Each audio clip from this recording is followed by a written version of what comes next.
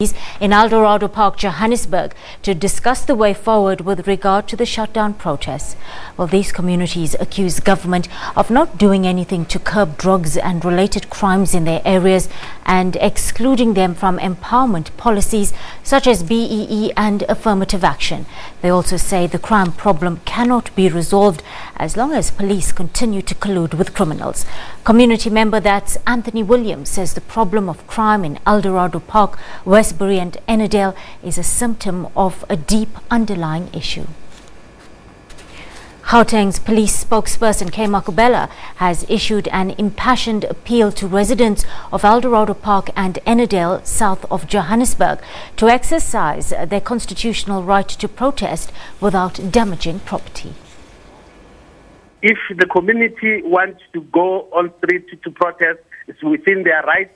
But what we are appealing to them as the police is that if there are criminal activities which are taking place in their area, it's for them to report to the police, and we are definitely going to follow it up. And if there are issues which need to be addressed by the other institutions, it's for them to make sure that they contact those institutions to make sure they solve their grievances, rather than to go on street and damage other properties, other people's properties, because for that, the police will not tolerate. We have to act as the police. We have mandated to keep law and order on the streets of South Africa. Now, we do know it's called a total shutdown, where various communities, including Ennerdale, Westbury, Eldorado Park, say that they are totally shutting down the areas there. Can you basically secure the safety of those people who are going to work? As I'm indicating, these people who are planning to do so, they must know that they will meet us on the street, and we are also appealing to them, if they protest, let them protest peacefully, and anyone who feels threatened during that time, notify the police. Police will act very swiftly. Well, this week saw protests erupt in areas of Ennerdale and Westbury, south of Johannesburg. Communities took to the streets to vent their frustrations around gangsterism, drugs and crime. Well, to help us understand the psychological signs and impact of such crimes on residents here and how it all played out this week is counselling psychologist Jeremy Bayer joining us on the desk. Good afternoon, Jeremy, and thank you for making time for us on a Sunday afternoon. Thank you very much. Good to be here. Jeremy, distressing images this week. Residents in these areas justifiably angry, but it's not the first shooting of this kind we're seeing, definitely not the last one. What brought it all to a head at this point? Why did it serve as such a strong trigger at this junction? Yeah, in other words, what was the straw that broke the camel's back? So a mother, this was not a gang member, this was a mother with a child and a family caught in the crossfire. So given the psychological impact of that, given that as a country we're generally more empowered now, or feel more empowered to protest because of what's come before, such as the total shutdown march, the marches during Zuma's presidency, people are feeling a bit more empowered to speak their voice.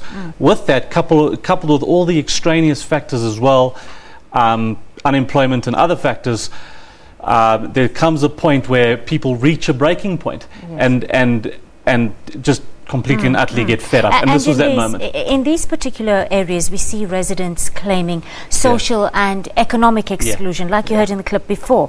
I mean, we have a group of people who are clearly feeling neglected, sidelined, even marginalized at this. How would these kind of things manifest in their daily operations, in their daily lives? Would we see more issues of self-hate, self-harm come to the fore? So firstly, feelings of lack of hope, feelings of helplessness. I'm going nowhere, what can I do? Which the first thing that can happen is symptoms of even depression. It can get to that stage. I'm going nowhere. Then feeling disempowered because I can't support anyone, I can't support myself. So because I'm not contributing, as you said there, impact on the self-esteem, absolutely. And then persistently seeing crime and that. So not only do you have low self-esteem, but coupled that is trauma, either witnessing it, hearing stories about it, or even fearing that it may happen. So all that together, and you've got that persistent feelings of even burnout and exhaustion. And when you get to that stage of feeling like you've got nothing to do, or what I call a point of no return mentality, then you've got a potential riot and protests. many of the residents here feeling the SAPS, tasked with serving the community, has failed them dismally, Jeremy. What can police do now to rebuild the trust and faith with residents in these areas? Well, they've got to develop a connection. Right now, there's a big distance between police and residents.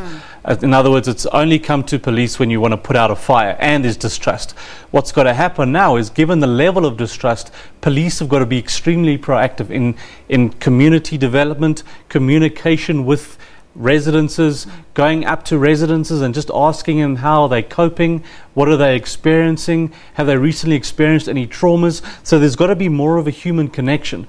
That's how you get rid of this distrust, because right now there's massive levels of distrust. All right, on the other side of the coin, we do have certain community members who will go out of their way to protect the drug lord or the gangster, because they've received some kind of financial or other kind of help. And there's now a perverse sense of loyalty here, which can be difficult to break. Well, there's multiple factors for that. Firstly, when you have nothing, you'll do anything to get money sometimes. Not that I'm condoning that, but a survival mechanism kicks in. That's the first thing. Secondly, it's how am I going to support my family? There's low unemployment, and also these people saying that they're marginalized or not heard. So when you feel you don't heard, what do? You don't care anymore. So you sometimes can even resort to crime. That factor too. And then ultimately, the mental health aspect of it, when you feel anxious, depressed, traumatized, to cope with all that stress, also resorting to substance abuse. So the one feeds into the other. I've got to do this to help financially, and I need this to cope with my own stress, and I don't care anymore because I'm disempowered. All that together, and you have a challenge, a massive one. In Grassy Park last week, we had a story where community members were calling for a ban on toy guns. Children no longer must play with toy guns. Help us understand how a child perceives a toy gun and what kind of lasting impression this will leave on his life going forward.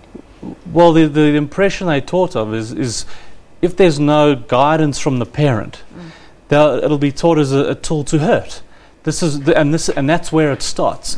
So if there's no guidance from the parent teaching them when and how to use it, and most importantly of all, Kirshni, teaching right from wrong, then, and there's no guidance, and also the child comes from an abusive home or a neglectful home, you couple those things together, and then that escalates from the toy gun to a pellet gun to stones to ultimately a real gun. So it's the guidance from the parents from the beginning. It's the same as when a parent guides a child on the internet, like with cyberbullying. It's a similar thing.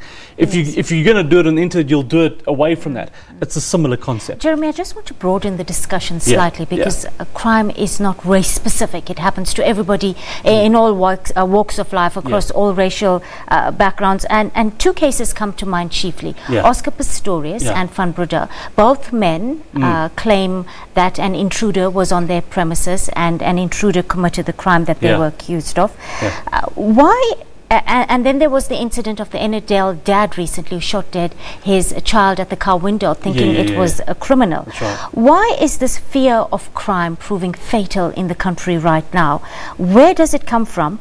And why has this irrational fear of crime sunk so deeply in the South African psyche at this point? Well, because number one, there's no intervention really. Number one, you look at the crime stats, it's always high with no end in sight. For example, gender-based violence stats are always high.